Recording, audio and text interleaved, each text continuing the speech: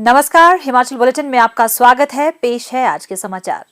मुख्यमंत्री श्री जयराम ठाकुर ने आज शिमला में मीडिया के प्रतिनिधियों से बातचीत करते हुए कहा कि इस वर्ष सर्दी के मौसम में भारी बर्फबारी के बावजूद राज्य सरकार ने इससे प्रभावित क्षेत्रों में रिकॉर्ड समय में विद्युत और पानी की आपूर्ति बहाल की है। उन्होंने कहा कि वाहनों का सुचारू संचालन सुनिश्चित करने के लिए बर्फबारी से प्रभावित क्षेत्रों में पर्याप्त संख्या में मशीनरी और लोग तैनात किए गए हैं। उन्होंने कहा कि पर्यटकों को किसी भी दुर्घटना से बचने के लिए सुबह के समय बर्फीले क्षेत्रों में अपने वाहन सावधानी से चलाने का परामर्श दिया गया है। मुख्यमंत्री ने कहा, बहुत ज़्यादा बर्फबारी के कारण स्पैन भी लंबा रहा और उसके कारण सड़कें अवरुद्ध हुई और कुछ जगह बिजली भी प्रभावित हुई और पेयजल योजनाएं भी। लेकिन मुझे इस बात को लेकर के संतोष है कि कम से कम बिजली रिस्टोर करने की बात जहाँ तक आ रही है, अधिकांश जगह बिजली रिस्टोर कर दी गई है। जहाँ सड़कों की बात भी आ रही है, सड़कें भी 80% से ज़्यादा जो मेन रोड्स हैं वो सारी की सारी जो है वो रिस्टोर कर दी गई है। और इसी तरह से पेयजल योजना है तो इससे भी ज़्यादा रिस्टोर हो चुकी है। अब की बार बर्फ़ ज़्यादा पड़ी है। बर्फ़ ज़्यादा पड़ने के साथ साथ में स्पैन भी बहुत लंबा रहा, उसके कारण थोड़ी कठिनाई ज़रूर हुई है। लेकिन डिस्ट्रिक्ट एडमिनिस्ट्रेशन ने भी बहुत अच्छा कोऑर्डिनेशन के साथ काम किया। पीडब्ल्यूडी डिपार्टमेंट, इलेक्ट्रिसिटी बोर्ड और उसके साथ साथ में आईपीएस डिपार्टमेंट ने अच्छी तरह से काम किया है। बहुत ज़्यादा फिर भी उसके बावजूद भी जहां शिमला में इतनी बर्फबारी पड़ती तो शिमला में भी 2-2, 3-3 दिन कई बार बिजली चले जाती थी, लेकिन नहीं गई। तो ऐसे में मैं कह सकता हूँ कि कोशिश हुई है। हमारा एडमिनिस्ट्रेशन तैयार था, हमारे अधिकारी कर्मचारी भी तैयार थे। मुख्यमंत्री श्री जयराम ठाकुर के कुशल नेतृत्व में प्रदेश सरकार ने पिछले 4 वर्षों के दौरान अनेक नई योजनाएं एवं कार्यक्रम आरंभ किए हैं ताकि प्रदेशवासियों का व्यापक कल्याण सुनिश्चित किया जा सके। वृद्धजनों को बेहतर आर्थिक सुरक्षा प्रदान करने के लिए सरकार ने बिना आय सीमा के सामाजिक सुरक्षा पेंशन प्राप्त करने की आयु सीमा को 80 वर्ष से घटाकर 70 वर्ष किया है। राज्य में 6,35,000 लाभार्थियों को सामाजिक सुरक्षा पेंशन प्रदान की जा रही है। पेश है एक रिपोर्ट।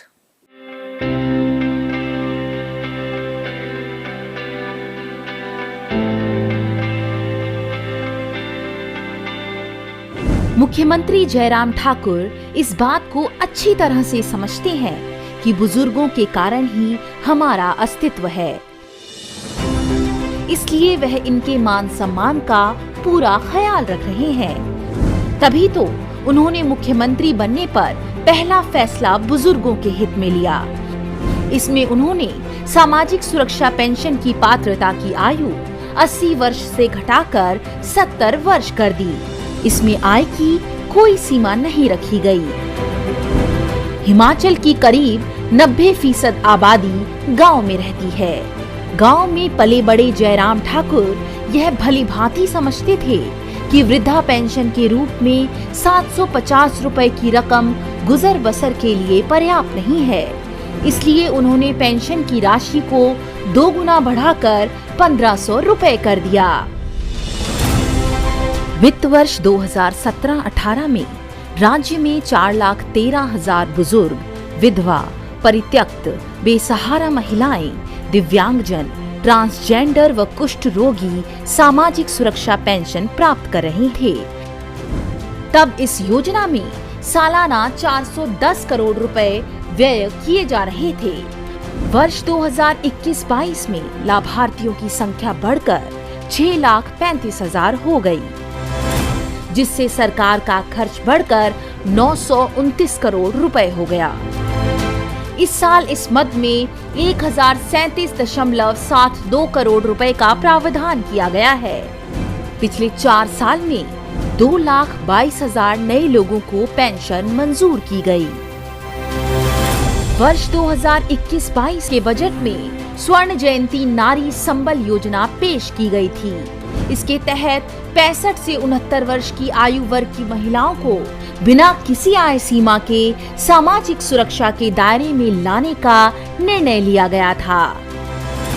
स्वर्ण जयंती नारी संबल योजना में करीब 44,000 पात्र महिलाओं को 1,000 रुपए प्रति माह पेंशन प्रदान की जा रही है।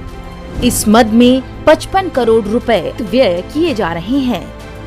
इस प्रकार समस्त श्रेणियों के लगभग 6,35,000 लोगों को सामाजिक सुरक्षा पेंशन का लाभ प्रदान किया जा रहा है। इस तरह मौजूदा सरकार के कार्यकाल में पेंशन की सुविधा प्राप्त करने वाले लोगों की संख्या में करीब 2,22,000 का इजाफा हुआ है। सामाजिक सुरक्षा के एवज में सरकार का सालाना खर्च बढ़कर 929 करोड़ रुपए तक पहुंच गया है।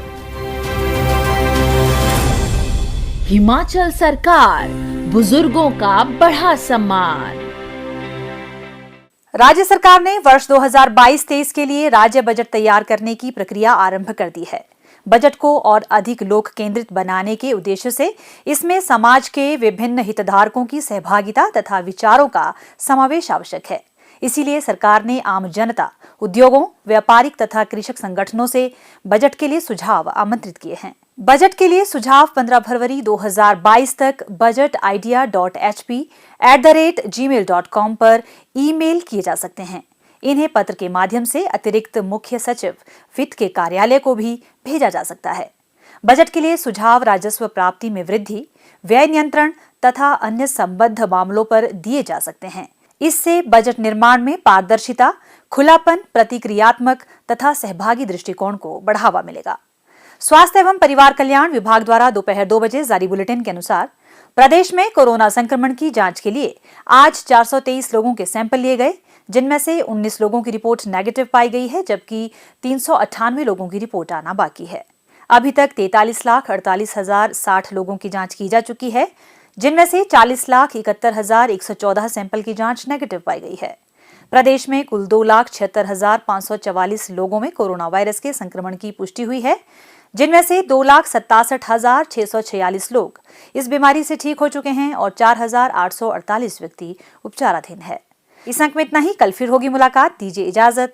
नमस्कार।